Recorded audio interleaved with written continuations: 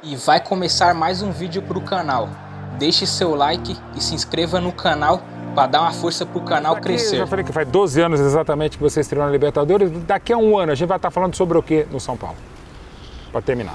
É o Profeta, tem que jogar essa bola pro Profeta. O Profeta tem que saber, ou pelo menos o cara que falava que ia ser tricampeão e ninguém imaginava, só ele, e foi São Paulo. Daqui a um ano, o que a gente vai estar falando aqui nesse mesmo CCT de São Paulo? Vamos estar falando... Várias religiões têm profetas. Como um time de futebol, também é um credo com seguidores leais, dogmas, profissões de fé, rituais, seres divinos, ídolos, crenças e ensinamentos que passam entre as gerações. Se os clubes são religiões para suas legiões, raros são os que levam o profeta ligado ao seu nome, um legado para poucos. Mais raro ainda, em um mundo em que em todos os campos as pessoas batem de tudo quanto é jeito, é que ainda existe um cara que bate bem com as duas e bate um bolão com a cabeça privilegiada como é a torcida que tem um profeta para falar e fazer por ela. Assim estava escrito desde a base do Náutico na cidade natal. No começo do século XXI, ele veio para São Paulo, onde estreou no Tricolor em 2005, logo depois do último paulista conquistado pelo São Paulo. Não era fácil jogar no timaço, que naquele mesmo ano foi tri da América e tri mundial. Ele foi para o Santo André no ano seguinte. Voltou para o São Paulo em 2007 para ser campeão brasileiro e um dos craques do Brasileirão como volante. Repetiu a dose para ser bicampeão em 2008. Em 2010 foi para a Lazio. Em 2013 estava na Inter. Em 2015 chegou na Juventus multicampeã. Foi para a China em 2017. Em 6 meses estava de volta ao São Paulo, não apenas para salvar o clube de uma posição ruim, como para virar um dos craques do Brasileirão mais uma vez. Em 2018 teve que voltar ao futebol chinês, para em 2019 retornar ao São Paulo, que precisava não só de um todo-campista de uma Copa do Mundo no currículo, mas de um cara para guiar seu povo por caminhos nem sempre luminosos, por estradas sem o fim que o clube acostumou sua gente. O Profeta está aqui entre nós, um cara que fala como joga, e muito. Um líder que, mais uma vez, precisa levar seu povo às taças prometidas. Hernanes, profetiza aqui pra gente quando é que o São Paulo vai voltar a ser São Paulo. Muito obrigado por estar aqui com a gente aqui no CCT do São Paulo. Eu quase chorei aí. Que texto. É tua história, velho. Você que fez essa história. É muito legal, muito bacana. E quando o São Paulo voltará a ser São Paulo? Grande pergunta. Estamos trabalhando firmemente esse ano. Estamos bem motivados. O grupo está muito... É um grupo bom. É um grupo muito bom, tem qualidades humanas e técnicas, então eu acho que a gente tem tudo para esse ano beliscar alguma coisa. Pois é, o Hernanes, o São Paulo em 2020 optou por mudar ao não mudar tanto, né? Manteve o treinador, manteve a base, investiu na permanência do Volpe, que não era barato, do Igor Vinícius, manteve por enquanto os moleques, desse potencial do Antony pelo menos até o meio do ano. Agora, o que vocês mesmos dentro de campo precisam fazer para mudar o São Paulo para voltar ao seu mesmo? Eu acho que a primeira coisa foi feita, né? Porque foi engraçado, em 2017 eu estava aqui, em 2018 fui para a China, quando eu voltei em 2019 eu encontrei somente 4, 5 jogadores daquele mesmo time, né? Como é que pode? Em um ano mudou 25 pessoas, né? E aí ano passado tivemos 4 treinadores, então assim, nessa constante mudança não dá para criar uma base sólida, né? E assim a gente tem, então não dá para cravar, né, ainda como eu já fiz aqui, né? Eu lembro antes de a gente ser campeão em 2008, eu chegava e cumprimentava, bom dia tricampeões brasileiros, né? Então... É uma fase você chegar a estar 11 pontos do Grêmio, né? É verdade. Não dá para cravar nada ainda porque você precisa perceber os sinais, né, que o time realmente está no caminho de ser campeão e tal, mas está no começo de trabalho e o trabalho está sendo bem feito. Falta algumas coisinhas que no final de semana começou a sair os gols, né, aí dá aquela confiança. Contra o Oeste, finalmente, né? Tava jogando bem, mas não saia gol. Bem, mas não e quando saía saía era anulado também, que é outra história. Também. Ou o Gil não marcava a pena, tudo, enfim. E aí, então... esses fatores também, isso que é interessante, né? Porque esses fatores também podem fortalecer ainda mais o grupo, né? Porque uma coisa você está fazendo a coisa teoricamente certa, né? Que parece ser certa. E a gente estava fazendo isso, né? Um trabalho, o que a gente estava treinando, trabalhando, o que a gente está fazendo, né? Está sendo muito legal. Então o grupo está muito concentrado, muito motivado e os resultados tomara que agora tenha uma sequência, né? Seja uma constante os resultados positivos, com gols, muito feliz também pelo Pato que voltou a fazer gols, né? Então, eu acho que tudo isso são passos que a gente vai conquistando, né? Eu acho que isso é importante, né? O grupo tem que ir conquistando as coisas passo a passo.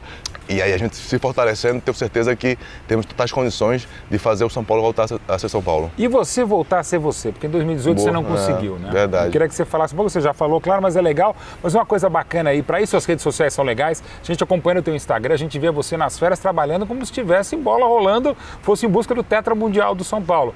Isso também te ajuda a ter um 2020, melhor? Bem colocado, né? Bem colocado. Voltar a ser eu. É isso, primeiramente, porque quando a gente pensa um pouquinho, né? A gente é constituído de mente, corpo e, eu acredito, espírito também, né? Então, eu, no corpo, eu consegui...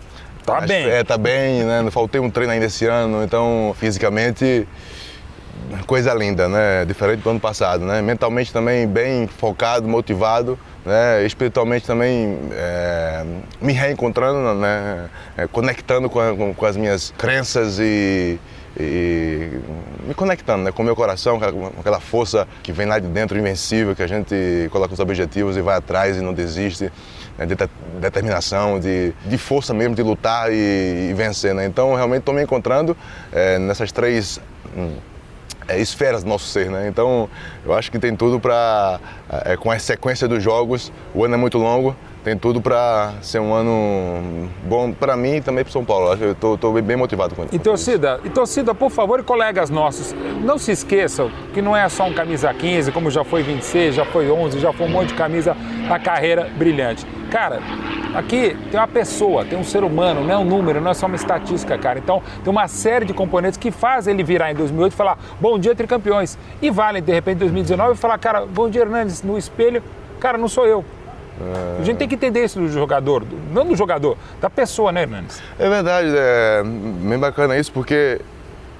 E é um caminho que, às vezes, você olha no espelho e você mesmo não enxerga aquilo que está faltando, né? Você acha que você é você, mas depois a vida vai te levando a situações que você vai caindo em si, né? Quando você cai em si, você fala, pô, isso aqui não sou eu, né? Eu preciso voltar a ser eu. Então você vai lá atrás e vai buscar quem você era. Isso foi legal, porque eu tava num dia, naqueles momentos proféticos assim, e eu... Momento, Hernanes! E eu tava no carro, de repente eu parei assim e olhando e pensando na vida, refletindo, né? E aí eu olhei no retrovisor e me veio assim, eu falei, pô, às vezes você olha pra frente e não consegue encontrar motivação, não consegue encontrar o sentido das coisas. Aí o que você tem que fazer? Tem que olhar para trás. Aí você olha, né, o retrovisor é pequenininho, mas já tem que, às vezes, olhar para trás para a gente achar a essência que foi perdida, né? Então, esse processo da pessoa, porque antes do jogador é a pessoa, né? Então, se a pessoa não tá consertada, não vai funcionar, né? Então, tá legal porque eu acho que estou num processo aí bacana, como eu te falei, fisicamente voando, treinando bem e todos os dias. Isso é maravilhoso, poder trabalhar e tenho certeza que coisas boas virão esse ano. E é fundamental em qualquer grupo, que um cara com a história que você construiu, não caiu do céu, você fez com tanta coisa que a gente vai relembrar algumas coisas aqui, você também consegue, às vezes, não estar jogando, mas ajudando muito. Como no ano passado, com as dificuldades suas e do São Paulo, você também criava. Eu pego o exemplo da história tricolor, em 2014, quando o Kaká voltou e o São Paulo foi vice-campeão com o Muricy, nem sempre o Kaká jogava, mas acontecia com ele o que está acontecendo com você, conversando com o pessoal aqui de São Paulo, e a gente sabe, e a própria torcida também sabe, a imprensa deveria saber. É o cara que de repente fala, pô, o Hernanes não tá aquele, como o Kaká também não tava, mas cara, é o cara que tá aqui, tá chegando, tá magrinho, tá se esforçando, é o exemplo. Eu queria que você falasse desse teu papel, como foi o Kaká em 14, para ficar aqui no São Paulo, nesse CCT, esse exemplo, claro que você quer jogar e tem bola para jogar, no São Paulo e em qualquer time do Brasil. Como foi em 2017, brilhante, que você fez um semestre só, num time que estava muito mal. Mas como é que é esse processo seu de que, pô, de repente eu não estou jogando, como é que eu posso ajudar o clube? Na verdade, eu acho que o grande primeiro passo é você pensar que, pô, se você não está podendo ajudar, também atrapalhar, você não vai. Já é uma grande contribuição que você pode dar. Né? Então foi ano passado eu falei assim, poxa, eu não estou podendo ajudar, contribuir com aquilo que eu sei melhor fazer, então atrapalhar eu não vou. Então foi essa postura que eu adotei, né? Então, mas esse ano é diferente. Esse ano eu tô, como eu te falei, né? Tô treinando bem, tô motivado, tô treinando todos os dias e tal. E claro, o respeito pelas decisões do treinador, ela tem que prevalecer. Mas antes de trabalhar, olha só, antes de trabalhar para o São Paulo, antes de trabalhar para o grupo, antes de trabalhar para qualquer pessoa, eu trabalho para mim. Sempre foi assim, né? Na China, por exemplo, eu estava na China, o cara decidiu também, não estava contando comigo. E só que aí eu estava nem escalado, nem relacionado, e lá ele treinava que nem um condenado, porque não está trabalhando para o time. Ok, eu recebo para trabalhar, mas eu sabia que se eu fizesse só aquilo que eu sou pago para fazer, é muito pequeno, muito pouco para mim, né? Eu trabalho para mim, porque eu tenho objetivos grandes e sei que se eu não trabalhar todos os dias, eu não vou chegar lá, O São Paulo pode chegar, mas eu não vou. Então, antes de trabalhar para todo mundo, trabalho para mim. Então, esse é acho que é a principal consciência que eu tento trazer para quem me vê e me acompanha e está comigo, né? Trabalhamos para a gente em primeiro lugar. E é fundamental, essa coisa que eu detesto na vida, não preciso provar mais nada para ninguém, ainda mais nesse mundo tão competitivo, é o tempo inteiro. O tempo inteiro. E até de uma maneira, às vezes, até cruel. E o São Paulo, eu acho que está fazendo uma coisa legal de montagem de elenco que a gente falou aqui com o Fernando Diniz, que é exatamente essa mescla de gente mais experiente com gente mais jovem. Acho que é o caminho para qualquer time. Você não pode ter um time tão rodado e nem um time tão com pouca milhagem, né, Hernandes? Eu tava conversando, você falou assim, é muito engraçado porque a vida era... Tudo que você for fazer, você tem que sempre encontrar o ponto de equilíbrio, né? E a física explica isso, o ponto de equilíbrio é onde as forças elas se anulam, né? Então, o que tu falou, se eu tenho somente cara rodado, cara experiente, vai faltar do outro lado. Então, quando a gente tem essa mescla, a gente vai achar ali o ponto de equilíbrio para as coisas dali poder acontecer, né? Então, eu acho que tá uma mescla muito boa, tá um plantel muito enxuto e eu acho que com a formação do elenco, acho que a diretoria, o clube fez um trabalho muito bem feito. E assim, quando o São Paulo ganhou as 3 conquistas, 92, 93, 2005, você já estava aqui um pouco antes de você estrear, a gente vai falar já sobre isso, era um baita time. Às vezes a gente fica nessa coisa de brasileiro, tem que dar na porrada, tapa na cara de Uruguai com responsabilidade, desculpa, Felipe Melo, mas assim, tem que ser macho que nem argentino. Cara, se você pegar desde o Santos 62, 63, praticamente todos os brasileiros, para não dizer todos os brasileiros, ganharam o Libertadores jogando bola. Então essa coisa tem que ser macho, tem que ser na porrada, não. Aí se coloca, com o time do Fernando Diniz propondo o jogo, trabalhando a bola desde trás, não vai ganhar nunca. Eu acho que não. São Paulo, pegando o exemplo do tricolor do Morumbi, 3 grandes conquistas com 3 equipes que jogavam muita bola. Você acha que dá para ser tetra com essa ideia e aproveitando, como é que é trabalhar com o Fernando Diniz? Boa. Mais uma vez a gente entra naquele negócio, né? Isso que é legal também, porque o ponto de equilíbrio, cada um tem o seu ponto de equilíbrio. Né? Porque um cara mais alto, o centro de gravidade dele é diferente do meu, então eu não posso olhar para ele e querer usar o ponto de equilíbrio dele em mim. Eu não posso olhar para o futebol uruguai e querer encontrar o equilíbrio dele. Não, o futebol brasileiro usa outro ponto de equilíbrio, né? Usa outro pressuposto para propor o jogo. Então é legal a gente dar uma olhadinha, aprender, ver o que está faltando, mas encontrar o nosso próprio ponto de equilíbrio. E o São Paulo, sobretudo, justamente o que você falou, sempre foi um time que se propôs a formar grandes times, a jogar futebol, não só bater, não, nunca foi assim. Essa não foi o pressuposto que o São Paulo usou para ganhar os títulos que ganhou, né? Então, eu acho que está no caminho certo, porque escolher um cara que disso entende, futebol o que ele propõe, que o Diniz realmente o futebol conceitual que dá resultado, no sentido de que, se fosse dizer assim, né, a lógica do futebol, eu diria que é o futebol mais lógico que eu, rodando por aí, que eu me deparei, que é o futebol que ele propõe. Porque... Ainda mais no Brasil, com grandes elencos como é o do São Paulo, que negavelmente é um grande elenco. É querer ficar com a bola, saber o que fazer com ela. Saber o que fazer com ela, justamente isso. Muito bom que falado, porque Se você quer ficar com a bola, mas você não tem jogadores... Goleiro que não sabe trabalhar a bola, o zagueiro que vai... Não adianta sair na pequena área. Às vezes até exagera um pouco. Você não fica, às vezes, com medo, às vezes, uma saída...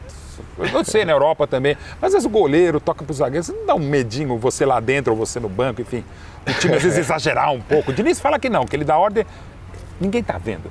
O Diniz fala mesmo pro goleiro dar uma rifada, quebra essa bola quando tá... Não, ele fala. Palavra do Hernandes. O Hernandes eu confio. Você também, Diniz, só para deixar claro.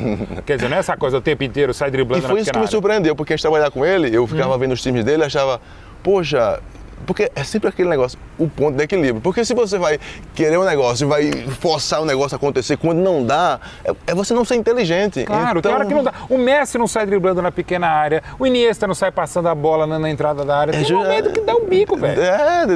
Cabe tudo. O futebol aceita tudo. Então, aceita tudo, mas não aceita perder pro Tajeres na primeira fase. Então, eu quero começo de temporada, é complicado você já ter um mata-mata, e as vantagens do São Paulo agora em 2020, já entra na fase de grupos, tem mais um tempo, tinha aquela pressão, é o tricampeão da América, era o jogo da vida do Tajeres, mas mesmo assim, Hernandes. Realmente, não tem nem o que dizer, né? Resultado, naquele momento a gente não conseguiu fazer o resultado, mas, enfim... agora não tem que falar, aprende, tem que explicar. Né? Aconteceu. Mas aprender o quê? Porque em toda a minha trajetória eu nunca conquistei nada, nunca que me caiu do céu. Eu sempre tive que me preparar bem, dar tudo ali para chegar no momento estar preparado para coisa. Então acho que aconteceu que eu não estava preparado, né? Porque eu vinha de 2 meses de férias na China, depois já vim meio machucado. Pré-temporada mesmo, né? Pré-temporada mesmo, Então, assim, eu não estava preparado. Então, se a gente tivesse conquistado aquela vaga, seria algo que tinha caído do céu para mim, mas a vida nunca me deu nada de graça, então, enfim... Fica a lição. Fica a lição. Como foi? Você já estava no clube, não tinha jogado, Once Caldas semifinal de 2004 lá em Manizales, o time do Cuca, bem montado e tal, tomou um gol no finalzinho, um gol maluco, ali o time... Lógico, era legal ganhar em 2004 e ganhar em 2005, mas o time começou a ser campeão, como seria depois com o Leão e com o Autor em 2005, pelas dores de Manizales, aquela eliminação Once Caldas. Você sabendo usar uma derrota super dolorida como foi aquela, pode ter sido. Agora, 2020 do São Paulo na Libertadores, o Tajeres pode ser uma baita lição. Corinthians do Lima 2011, depois campeão invicto em 2012. É saber aproveitar. Saber aproveitar. Já que ferrou... Mas... porque, justamente, passou. Você só pode fazer 2 coisas. Ou você ficar triste, lamentar, às vezes, ouvido aos céus, ou você fala assim, não, aonde foi que eu errei, o que eu poderia ter feito melhor. Então, acho que não tem o que fazer mais do que isso. São 2 opções. Ou chorar, ou você tentar aprender. Como o São Paulo espero que tenha aprendido, que a gente já falou sobre isso, Fernando Diniz, porque sai, nada contra, mas apenas você sai do Osório em 2015 pro Doriva, não tem nada a ver um com o outro. Pois você sai do Dorival Júnior pro Aguirre, não tem nada a ver um com o outro. Aí Dorival Júnior vem o Jardine, é interino, não é, daí fica, aí vem o diretor que não ia assumir, que era o Mancini, assume esperando o Cuca assumir numa semifinal no Allianz Parque, aí vocês ganham os pênaltis, aí o Cuca não vai legal, vem, já perdi aqui, depois do Cuca veio, não, era para ser o Mancini, aí não é mais o Mancini, vocês pediram para ser o Diniz, não, Mancini, e aí o Mancini sai, vem o Diniz, como é que foi essa dor? Isso é uma pergunta fácil também para você, Hernandes. É até cômico, né? Não, tem que falar, para não chorar. Não, mas assim, eu falo, eu tô contando aí agora como foi todo esse processo de mudança de coisa que aconteceu. Enfim, mas quando chegou ali que o Cuca realmente saiu, a gente conversando, a gente mencionou, né, que o nome do Diniz seria um nome interessante, seria legal, e a diretoria ouviu e aí depois eles decidiram, né, com eles. Acho que nossa parte chegou até aí. Mas agora falando do futebol brasileiro, que a gente viu um momento espetacular do Flamengo e pelo visto vai continuar vendo. Precisava ser, não é porque é português, porque é o Jorge Jesus, mas enfim, a gente precisava, como se cobrou muito até da imprensa, precisa trazer só o treinador de fora, não precisa ter competência em primeiro lugar, mas você é favorável a isso, essa chegada, essa troca que a gente até já falou, até já imagino sua opinião, essa troca de conhecimento de ideias, você jogou na Itália, você jogou na China, jogou pra caramba no Brasil também, essa troca de conhecimentos é legal, mas legal com gente de capacidade, seja brasileiro, seja mais jovem, mais rodado, ou seja português, argentino. Essa troca é legal, é salutar para o futebol jogado aqui no Brasil? Eu acredito que sim, porque até mesmo eu pego também o Diniz, ele foi lá fora para ver o que estava acontecendo, o que estavam fazendo lá fora, né? E então, se tem a oportunidade de trazer alguém, porque é isso que o chinês faz, né? Porque assim, você vê, eu vou misturando tudo, né? Mas isso mesmo, mas é a salada mesmo. Mas é a experiência que eu tive e que vou vendo o que vai acontecendo lá fora, né? O chinês, o que ele faz em todas as áreas, ele vê alguém que é bom. Foi o que fizeram com uma companhia aérea aí, não sei se é a Boeing ou... Os caras vão, pegam contratam os engenheiros, levam para lá e falam assim, constrói um avião aqui. E aí os caras vão, constroem e eles analisam, faz assim. Aí depois de algum tempo, eles aprenderam como fazer avião, obrigado, trabalho bem feito, pode ir embora. Então, você vê, querem fazer isso com futebol, querem fazer com tudo, então, com o futebol também não deu certo porque falta matéria-prima, né, como eu falei. Mas essa tentativa de trazer alguém que tenha um conhecimento diferente, que pode agregar, que pode ser produtivo, eu não vejo nenhum problema, porque nós brasileiros exportamos, né?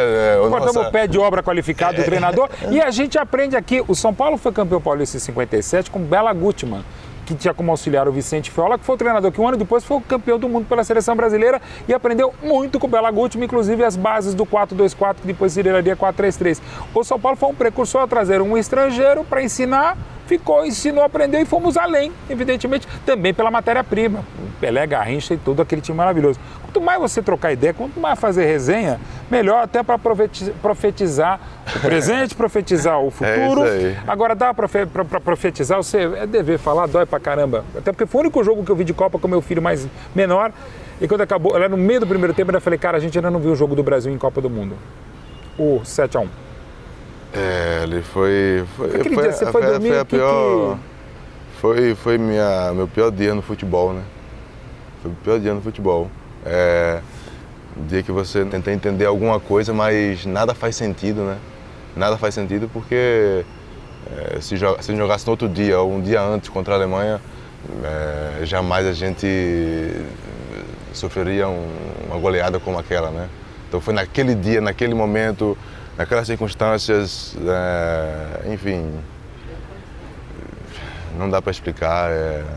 Ali é um dia que você fala assim, porque eu falei antes, né? Ou você chora ou você aprende.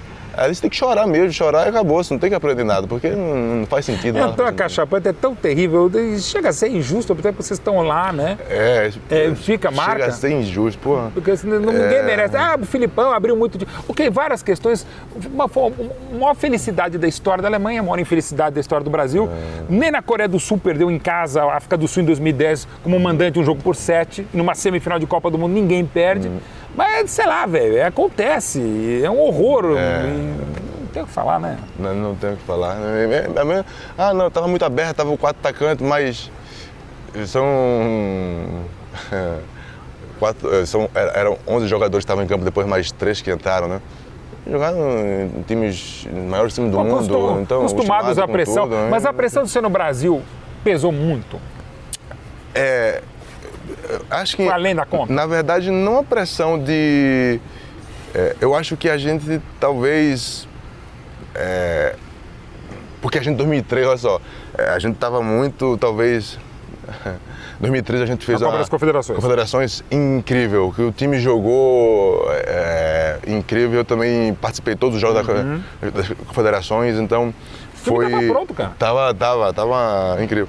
Então, a gente tava muito empolgado, né, confiante que a gente ia ganhar, né, e aí, enfim, eu acho que não sei se foi excesso ou de confiança, ou de empolgação, ou de entusiasmo, seja lá o que for. Vamos pra cima dos caras. Vamos pra cima dos caras, porque nós vamos ganhar mesmo, estamos no Brasil e vai, sabe assim, vamos.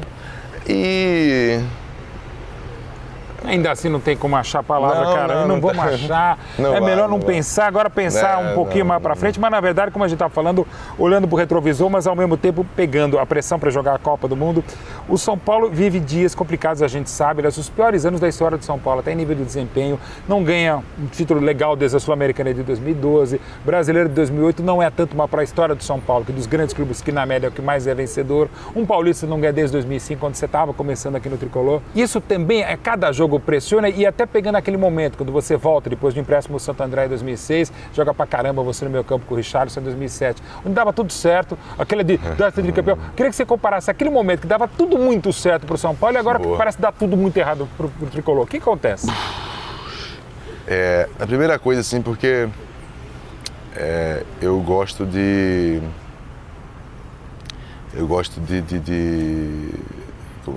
olhar no retrovisor, né? E eu gosto... E eu fui lá esse ano, para começar, eu falei assim, poxa, o que tinha naquele time, o que tinha em mim, que fazia que tudo dava certo, né? E um grande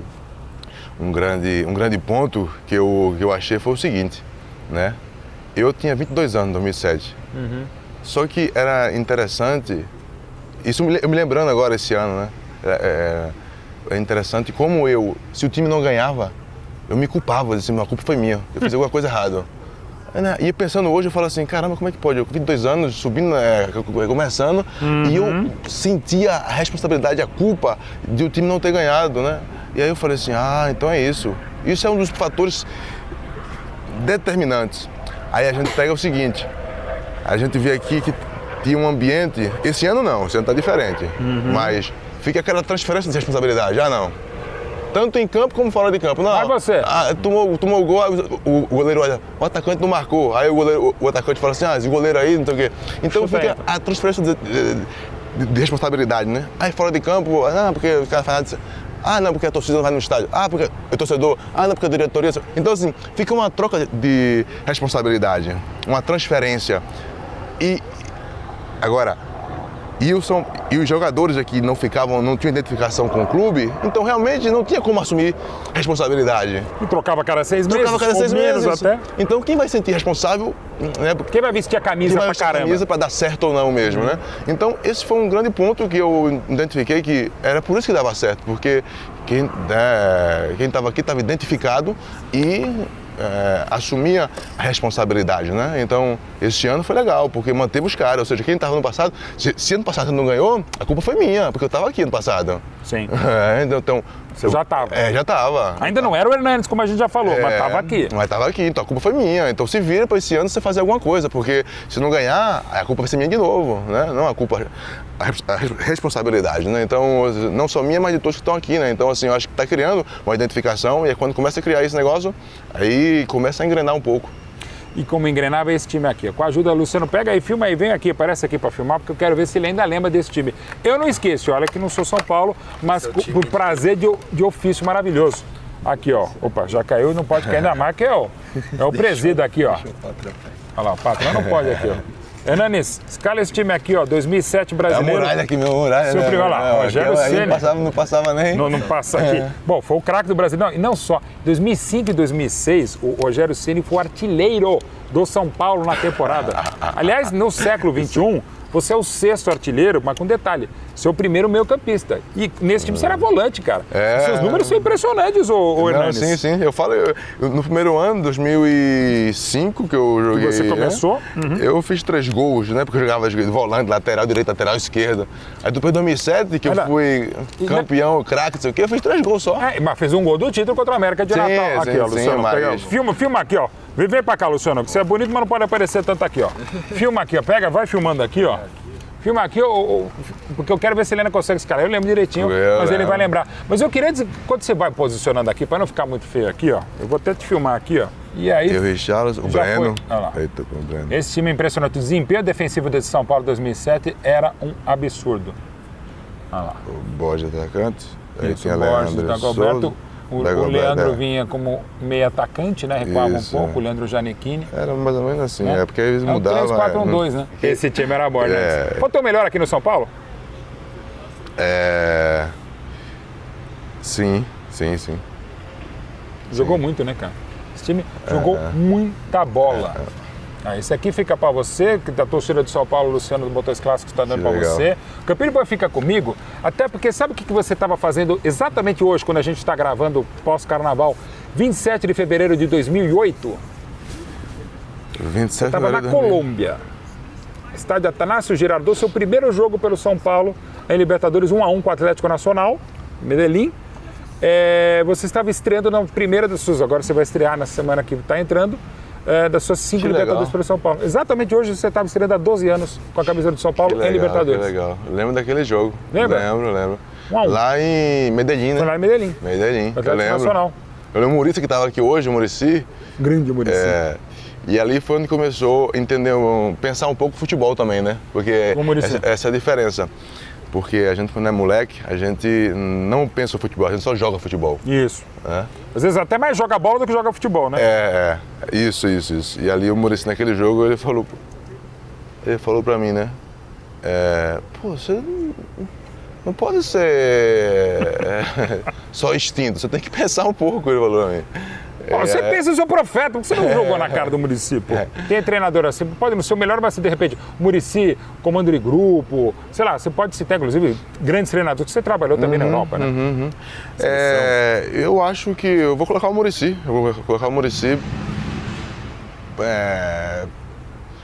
somente, assim, porque foi o momento mais vitorioso, né? Mais vitorioso que eu vivi, então... o momento que eu me firmei realmente, então, Muricy. E jogador com quem você jogou? Seleção, Lazio, Inter, São Paulo? Cara, assim, aquele momento do jogo, tá difícil, para quem que eu passo essa bola? Aí é mais ou menos fácil.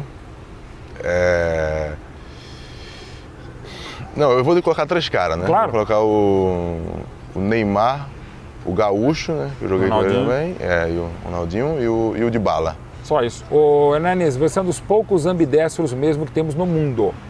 Eu até costumo maldosamente, sou jornalista, falar que às vezes o cara é meio ambicanhoto, ou seja, ele joga mal com as duas. Mas você é um cara que bate, inclusive você fez gol com o teu pé menos ótimo, ou tudo igual com gol de canhota, gol de falta. Cara, isso não existe. A gente tinha o Jorginho Putinati que jogou ali do outro lado no Palmeiras, que batia escanteio pé direito, pé esquerdo, alguns poucos. Mas você fez gol de falta com o pé ruim. Quer dizer, com o pé... E queria que você falasse de novo, porque é uma baita lição que eu uso sempre, cara. O Hernanes aprendeu a chutar com o outro pé. Tem que falar sempre isso. Só que teve um cara também que na Itália também fez o cara do Bolonha. Depois pesquisa, ele fez e 2 golaços. 2 golaços. O seu foi mais bonito, eu já não sei o seu mais bonito. Mas enfim, justamente isso, porque falam que sou ambidestro, né? Na verdade, eu não concordo com isso. Eu aprendi a chutar. O meu pai sempre conta que quando era pequeno, e é uma verdade, porque também meu irmão mais velho que jogava futebol também, ele também sabe chutar com a esquerda, só que ele não sabe driblar como eu. A diferença foi que quando eu era criança, meu pai ficava, né? Perna esquerda, perna direita, perna esquerda, perna direita. E eu me lembro que no futsal eu já sabia chutar com a perna esquerda, mas fazia tudo com a perna direita. Só que quando chegou ali 11 anos, 12 anos, nessa idade, eu decidi que eu queria ser canhoto, né? E aí onde foi que realmente eu... você canhoto, é coisa fácil, né? Hoje eu vou ser canhoto, pronto. Tranquilo, viu? Façam isso, não sei como, mas até caiu aqui. Eu tô falando que eu sou um bicanhoto, mas vai falando, conta a história. E aí eu comecei a treinar, na verdade, né? Comecei a treinar, pegava a bola, ficava sozinho, treinando os dribles, treinando o passe, condução, eu tava ficando no paredão. E ficava treinando mesmo, porque eu queria ser canhoto e ia ser canhoto, eu virei canhoto. Tanto é que do futebol de salão.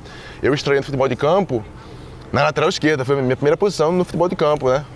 Pela lateral esquerda também. E batia com a canhota. E batia com a canhota, fazia tudo com a canhota. Inclusive eu imitava muito o Felipe Jorge, né? Que assim, no futebol, pra mim, ele é o... É engraçado isso, né? Os caras que eu joguei, o Neymar, o Ronaldinho, o Dybala, eu falei, né? Mas pra mim, o cara que eu sou fã mesmo é do Felipe Jorge. Né, cara? Habilidade, você joga um estilo, você joga uma bigorna pra ele. Jogador mais elegante que... E outra coisa, né? Porque até quando ele dá aquela parada, né, cara? Fica no outro mundo. É o jogo dele, cara. Ninguém parava. Lindo de ver, cara. E parava, não vai driblar, conseguia driblar, conseguia dar aquele torque. E o que aconteceu com você? Algo que aconteceu com 2 caras razoáveis, Pelé, o pai o ensinou a bater de canhota e cabecear, e o pai do Neymar falou, quando você não aprender a bater de esquerda, você não vai jogar bola. E também, como é fundamental de geração para geração, pai ensina. E aí, só que tinha mais um fator, né? Porque também eu queria realmente ser canhoto e aí comecei não só a chutar, mas a treinar todas as habilidades, né? Para o drible, a coisa, tudo que eu fazia com a direita, eu tinha que fazer com a esquerda. E teve um momento que eu virei realmente canhoto. Eu joguei lateral esquerda aqui no São Paulo mesmo, né? Agora, para acabar, esse papo tá muito gostoso, a gente podia ficar o dia inteiro, né? Mas tem viagem. Ali para altitude, aliás, pertinho, né? Tem 3.800 lá em... Como é que chama? Julia, me fugiu a palavra, a cidade. Julia, onde vai jogar com a Escola Municipal Binacional? Você jogou na altitude? Já, né? Eu joguei na Colômbia, né? Ali, Bogotá, acho, mas... Bogotá acho que é 2.600. É 3.800 e pedrinha. E 100 metros já faz diferença. Prepare-se, prepare-se. Não, realmente não encarei ainda uma altitude como essa e... Enfim, mas o futebol é bacana por isso, porque ele te faz viver experiências que talvez a gente eu nunca viveria, e vai ser uma experiência nova para mim, jogar na altitude. E quero estar preparado para poder ajudar e contribuir nessa caminhada que se inicia logo mais. Hernanes, daqui, eu já falei que faz 12 anos exatamente que você estreou na Libertadores, daqui a um ano a gente vai estar falando sobre o que no São Paulo? Para terminar. É o Profeta, tem que jogar essa bola pro Profeta. O Profeta tem que saber, ou pelo menos o cara que falava que ia ser tricampeão e ninguém imaginava, só ele, e foi São Paulo. Daqui a um ano, o que a gente vai estar falando aqui nesse mesmo CCP de São Paulo? Vamos estar falando que finalmente São Paulo quebrou o jejum. É isso, finalmente São Paulo, depois de... já que 12 é o número da vez aqui, desde 2012 que não se ganha um título, então vamos falar no que vem que foi quebrado esse jejum. E aí, vamos continuar falando muito e vendo muito o Hernanes, que é fundamental, não só para a história de São Paulo, mas para a história do futebol, porque mais importante do que ser um grande jogador é ser o que ele é, uma grande pessoa. Hernanes, obrigado, velho. Ou não? Prazer. Show de bola. Prazerzaço. E o jogo é todo seu mesmo. Até o campo também? Não, o campo esse é meu. Você volta a entrevista.